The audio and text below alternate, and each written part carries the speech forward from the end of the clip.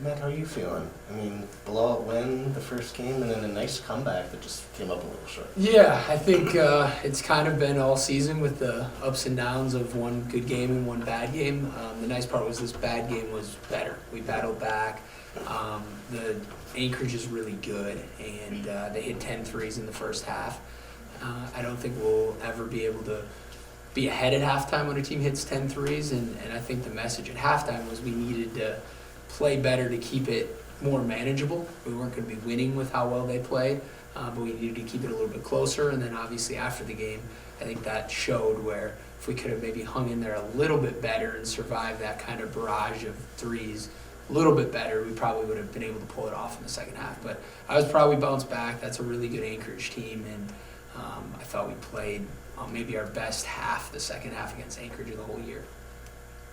Were they testing you at all during the Mannix game on Friday? Because it just looks like you guys blew the doors off. Yeah, I mean, we played really, really well. Obviously, they're not as strong of a team as some of the other teams we played, but they were beating Tech for 33 or 34 minutes the following night. And so for us to be able to win by 50, play a lot of guys, it wasn't like we had our starters in there most of the second half.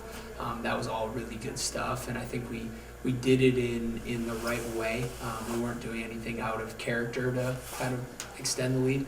We just played really solid and really well, and I thought maybe coming off of the rest, we seemed to have a little more energy of just trying to kind of do all the stuff we'd been preaching in practice for 2 weeks, so that was good to see.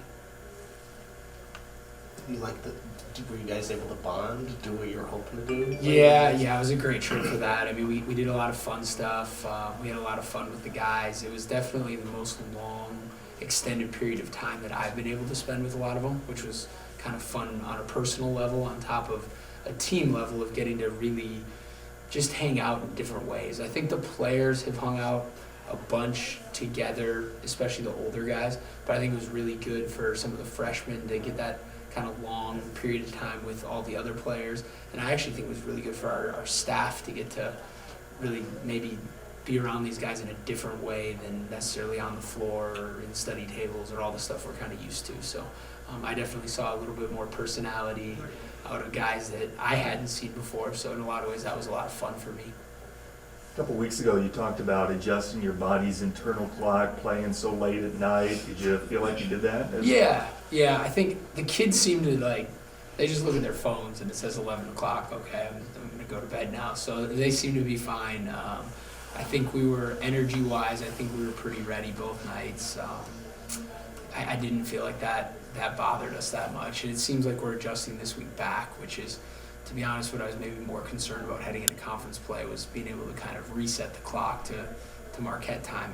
I think the kids handle that stuff maybe better than we do, just because they just kind of roll with punches pretty well when it comes to that kind of stuff. You expecting anything about Northwood on Thursday? Yeah, I think both teams we play are good. Northwood's, I think, 4-2, and Saginaw's 3-3. So it's not like we got a pretty tough slate to start.